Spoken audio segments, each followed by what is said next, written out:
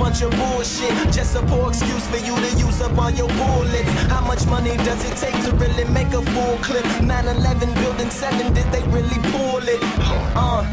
And a bunch of other cover-ups. Your child's future was the first to go with budget cuts. If you think that hurts, then wait, here comes the uppercut. The school was garbage in the first place, that's on the up and up. Keep you at the bottom, but tease you with the upper crust. You get it, then they move it, so you never keeping up enough.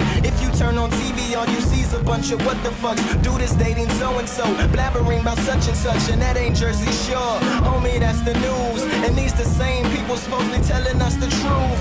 Limbaugh is a racist, Glenn Beck is a racist. Gaza Strip was getting bombed, Obama didn't.